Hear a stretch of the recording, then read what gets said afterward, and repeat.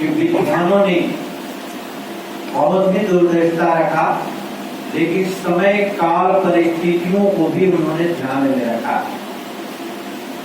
आज से 70 साल पूर्व, 73 साल पूर्व जो परिस्थितियां थी, वो परिस्थिति क्या आज है? हमें ध्यान देने की जरूरत है। जो हमारे अगुआ रहे, जिनके आदर्शों पर हम चलने का प्रयास करते हैं, उनके आदर्शों को अगर आत्मसात करते हैं हम, तो समय काल परिस्थितियों के हिसाब से जो निर्णय लिया गया था और जो निर्णय विरासत में हमें मिली, हमें उसके अच्छाइयों को आत्मसात करने की जरूरत है।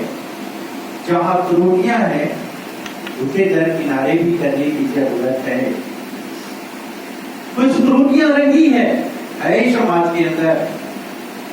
हमें लगता है कि परिस्थितियों के अनुरूप आज के समय काल परिस्थिति में जो परिवर्तन हो रहा है या जो हुआ है, उसको ध्यान में हम रख करके चलते हैं, तो निश्चित रूप से अपने अंदर बदलाव हमें लाना होगा।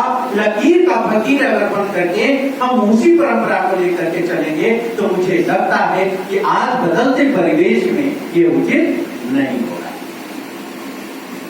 अब रही बात, हम लोगों ने विचारों का आदान प्रदान किया, प्रबल विचारधारा हम लोगों ने सुना एक दूसरे का। आप सभी से मेरा आग्रह है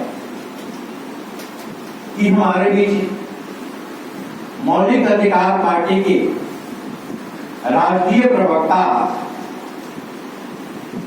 राजेंद्र शर्मा जी हैं।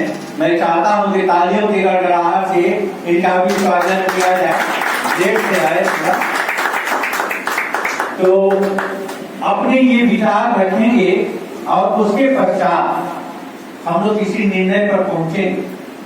आपको मौका दिया जाएगा बोलने के लिए, इसमें कहीं कोई दो राय नहीं है। जो भी हमारा साथी विचार अपना रखना चाहेगा उसे मौका दिया जाएगा, विचारों को सुना जाएगा। लेकिन गांधी जी के साथ हम निर्णय के लिए कुछ बिंदुओं पर प्रकाश डालेंगे और मैं चाहूंगा कि आप अपनी सहमति इस पर बताएं, आगे हम लोग क्या करेंगे। धन्यवाद। जैसे अभी हमारे विचारधारा के समर्थक लोगों को आगे प्रमोट नहीं कर सकते हैं, तो इनसे हम लड़ने के लिए तैयार नहीं हो पाएंगे। सबसे बड़ी चीज है क्या कि मतदान का अधिकार हमारा जो है, सिर्फ इसी को संजो करके अब बेहतर कैंडिडेट का हम चुनाव करना शुरू कर दे।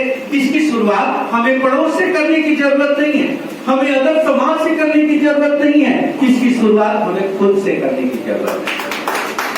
खुद से अगर हम करना शुरू कर देते हैं तो पड़ोस भी हमारा शुरू हो जाएगा, हमारा भाई भी शुरू हो जाएगा। अगर पड़ोस का हमारा भाई शुरू हो गया तो हमारा समाज शुरू हो जाएगा, फिर इन दमनकारी शक्तियों से हमारा संघर्ष शुरू हो जाएगा। मेरा ये मानना है। इसके साथ साथ थोड़ा सा मैं ब्रीफ और करूंगा। ब्रीफ इस माने में करूंगा, ये तीनों का समीकरण है क्या, ये भी तो हम जाने। ये तीनों मिलते कैसे हैं? तो मैं सीधा यहां बता देना चाहता हूं आपसे कि कोई भी ऐसा राजनीतिक दल देश के अंदर आप बता दें जिसको कि पूंजीपति फंडिंग न करता हो। किसी भी पार्टी को हम टारगेट बनाते, मात्र एक पार्टी हम कांग्रेस, भाजपा या सपा और बसपा जैसी पार्टी को मैं टारगेट करता हूं, भाजपा को। अब बताइए, जब भाजपा जैसी पार्टी पूंजीपतियों से समर्थन लेकर के 100 करोड़ रुपए का चंदा लेकर के जब प्रत्याशी आ जाता है उनका चुनाव लड़ने के लिए सांसद के रूप में, तो पूंजीपति ने पूंजी दे करके उस पार्टी को खरीद लिया। और पार्टी जब आती है, उसका प्रत्याशी जब जनता के बीच में आता है, तो वो दलालों को पैदा करके और जनता को खरीद लेता है। जनता को खरीद लेता है। जनता जहां मौलिक अधिकार के विषय में नहीं जाती है, जहां ये जनता सोच सकती है कि आज हम खाएं, आज हमें खाना मिल गया, कल की उसे चिंता नहीं है, कल के विषय में नहीं सोच सकता है, ऐसी जनता जो सोचने समझने की क्षमता नहीं रखती, वो गुमराह हो जाती है। चंद पैसों में वोट खरीद लिए जाते हैं। अच्छा, खरीद करके वोट जब सदन में पहुंच जाता है वो बंदा, तो नियम कानून बनाने वाला तो वही बंदा होता है ना। और वही नियम कानून जब बनाता है तो अपने अनुरूप बनाता है। और सीधे वो कहता है कि देखो अब मैं चुन करके आ गया तो 100 करोड़ की पूंजी तुम्हारी 500 करोड़ में मैं बदलूंगा। वो कैसे बदलूंगा, जो कि तमाशा आप देख रहे हैं देश के अंदर। राजनीतिक मंच के लोगों से, मैं सामाजिक संगठन के लोगों से ये अपील करना चाहता हूं कि इस तरह की बातें समाज में क्यों नहीं। जब वो पूंजीपति दे करके पैसा उसे सदन में पहुंचा दिया तो सीधे ब्यूरोक्रेट का अधिकारी उसके पास आता है और वो कहता है कि नेताजी आप ये बताओ कि अब हमें तुम्हारी सहयोग करने की जरूरत है, अब तुम्हारा हमारा हमें सहयोग करने की जरूरत है। जब एक दूसरे के हम पूरक हो गए तो मेरा लाभ क्या होगा। तो मैं सीधे कहूं कि नंबर 2 की बातें तो छोड़ दीजिए, नंबर 1 में नेता कहता है कि देखो नियम कानून बनाने की जिम्मेदारी तो हमारी हो गई। अब ऐसा नियम कानून हम बना देंगे कि तुम्हारा पे रिवीजन होगा, अब 25,000 की सैलरी तुम्हारी 75,000 तक पहुंच जाएगी। ये सच्चाई है। नेता का फायदा हो गया, सारी सुविधाएं उसको मिल गई, और मुझे फायदा हो गया ब्यूरोक्रेट का कि उसकी सैलरी बढ़ गई। नंबर 2 की संपत्ति तो नगाड़े रखिए, नंबर 2 के क्रियाकलापों को तो नगाड़ रखिए, उसकी चर्चा मैं नहीं करना चाहता। वो आप सभी समझ सकते हैं कि उनका दृष्टिकोण क्या होगा। ये दोनों के दोनों मस्त हो गए। नेताजी को मिल गई सुविधाएं हवाई जहाज की, नेताजी को सुविधाएं मिल गई अच्छी चिकित्सा की, अच्छे स्कूल में बच्चे पढ़ेंगे, सारी सुविधाएं उनको मिल गई। उसी समय लीजिए कि पूंजीपति के बदौलत और ब्यूरोक्रेट के अधिकारी सैलरी बढ़ गई, तमाम सुविधाएं उसकी बढ़ गई। ये दोनों पैसे वाले हो गए और आ गया थर्ड पूंजीपति। अच्छा, पूंजीपति तीसरा आ गया तो वो सीधे कहता है कि देखो भाई तुम नेता बने हो तो मेरे बदौलत बने हो, और 100 करोड़ की पूंजी हो या 1,000 करोड़ की पूंजी हो, मेरी खर्चा हुई है। अब 100 करोड़ की पूंजी हमारी 500 करोड़ में कैसे बदलेगी, इस फंडा पर मुझे अब काम करने दो। तो नेता खरीदा हुआ व्यक्ति वो करता क्या है, भ्रष्टाचारी व्यक्ति करता क्या है कि मुझे तो इसी के ऊपर पल रहा है ना, उसकी अपना विवेक तो है नहीं, अपनी कार्यशैली तो है नहीं, उसका अपना संघर्ष तो है नहीं। वो सीधे करता है क्या कि पूंजीपति के बदल मैं चुन करके आया हूँ, चलो भैया क्या करना चाहते हो बता दो। तो वही पूंजीपति कहता है कि न नेता बोलेगा और न अधिकारी बोलेगा।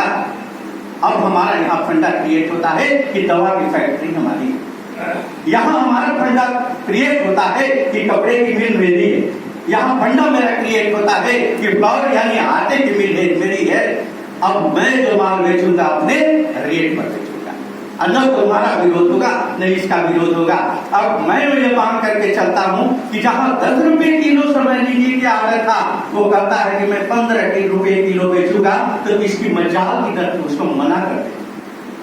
दवा की जो मूल्य था 100 रुपए, वो बेचेगा 115 रुपए का, 105 रुपए के प्रॉफिट लिया तो 5 टाइम अगर प्रॉफिट ले लेता है, और समझ लीजिए 5 टाइम प्रॉफिट जोड़ करके अगर दवा बेच देता है, कपड़ा बेच देता है और अन्य समझ लीजिए कि वस्तुएं बेचता है, तो सीधे उपभोक्ता के रूप में हम उसको खरीदते हैं। हमारी इनकम अगर 10 रुपए थी, 15 रुपए का आइटम हुआ, हमने बहुत मेहनत किया तो पता चला मेहनत करके हमने 12 रुपए कमा लिया, तो 3 रुपए कर्जे में हम चले गए 15 रुपए का सामान खरीदने के लिए। उससे ज्यादा मेहनत किए तो हमारी स्थिति बनी कि हम समझिए 14 रुपए कमा लिए तो 1 रुपए का खर्चा हुआ। उससे ज्यादा मेहनत किए तो पता चला कि हम 15 रुपए कमाए तो जीवन बसर हम अपना कर सके।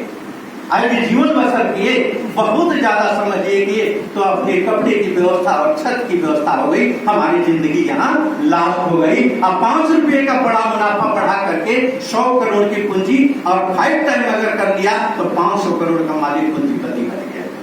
तो नेता मत, पूंजीपति मत, और ब्यूरोक्रेट मत, और जनता हमारी तरफ। लड़ाई तो हमारी यहाँ, हम कहाँ भटक रहे हैं, हम कहाँ लड़ रहे हैं। हम लड़ रहे हैं ये कि इतने परसेंट ठाकुर हैं, इतने परसेंट पंडित हैं, इतने परसेंट यादव हैं, इतने परसेंट कोयली हैं, इतने परसेंट समझ लीजिए कमार हैं। मेरे दोस्तों, ये लड़ाई हमारी कहीं किसी निष्कर्ष पर नहीं पहुंची।